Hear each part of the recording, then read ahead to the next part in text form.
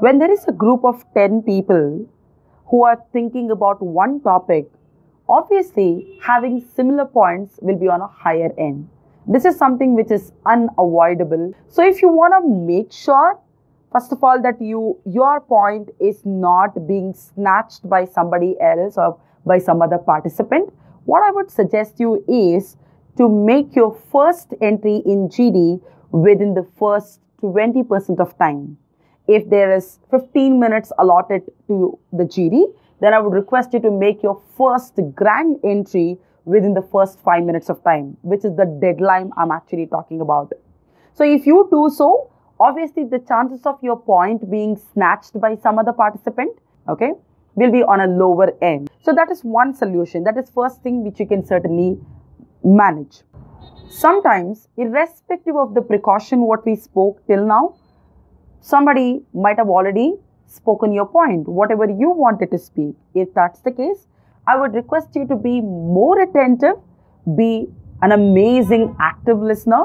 Make sure within 1 or 2 minutes of time you come up with an additional point.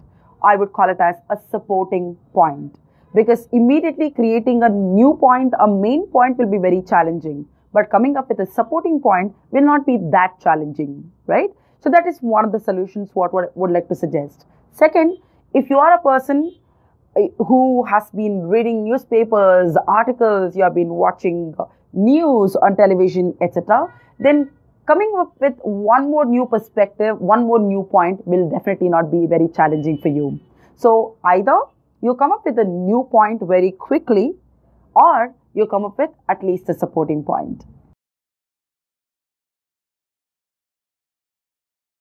I would suggest you not to speak for more than 60 seconds at one stretch.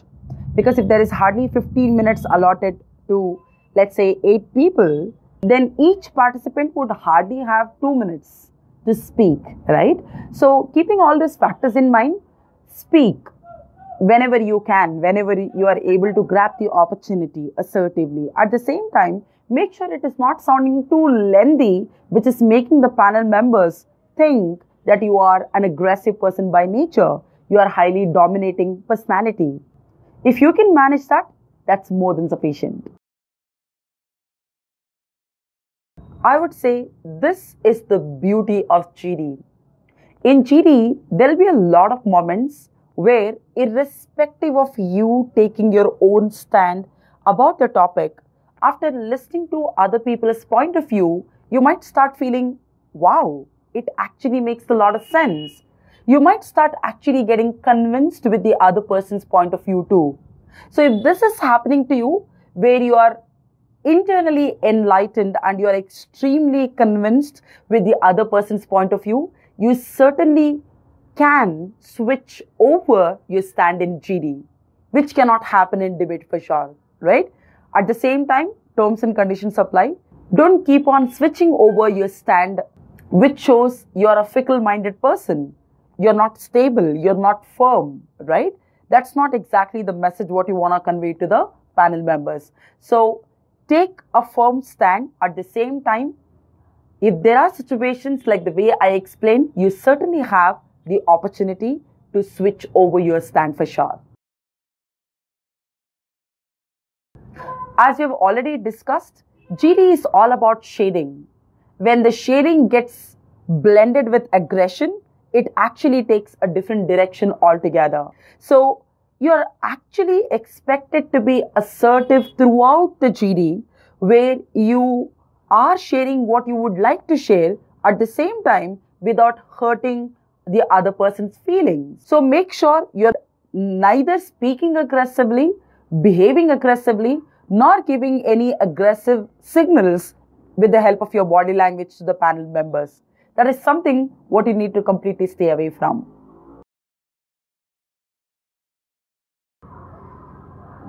My answer to this question would be yes and no. Do you know why? Especially when we have a factual topic in GD, you might have to end up with using a lot of jargons, using a lot of terminologies, which becomes the part and parcel of the entire story, alright? So please do use the jargons, please do use the technical terminologies. However, make sure when you speak about these terminologies or jargons for the first time, you're giving an appropriate clarity on the same to the rest of the participants too, so that they understand what exactly you're trying to convey, right? So when it comes to communication skills, you speak something and the other people don't even understand, the communication becomes a huge failure. So please do use it whenever it is needed, if it is a factual topic. At the same time, do not forget to give an explanation on the same to the rest of the participants. Like the way you have the complete right to share whatever you want to share, the other person also has the rights to share whatever he or she wants to share, right? So keeping those factors in mind, you're not supposed to interrupt the other person when the other person is speaking. So when I say interruption, please allow the other person to complete his or her statement, whatever he or she wants to convey at least. However, you can certainly interrupt the participant in two particular situations. When anybody in the GD is going off track, let's say we are discussing ABC topic and there is one candidate who is continuously speaking XYZ, which is nowhere connected to ABC from any perspective. So the moment you notice, which is actually taking the entire discussion off track, you have all the rights to interrupt the person very politely with an assertive tone saying, I'm so sorry to interrupt you, but I would like to remind all of us, the topic is ABC, but unfortunately we are discussing XYZ. So I would truly appreciate if we can keep our entire discussion focused towards ABC. Situation number 2. Let's imagine there is a participant in GD who loves to speak for a longer duration at one stretch. If that's the case, so when you observe as one of the participants in the GD, this person has been killing a lot of time, then you can certainly interrupt the person politely saying, I'm really sorry to interrupt you, and just pull in with your point. Because that actually conveys a green signal to the other person saying, you have been speaking too long at one stretch, right? So these are the only two situations where you are allowed to interrupt. Otherwise, you are expected to listen to the other person's perspective very peacefully and patiently.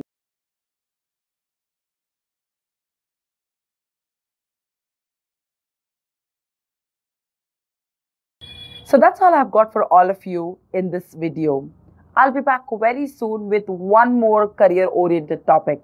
Until then, please take a great care of yourself and have an amazing time ahead. Thank you so much for watching the video.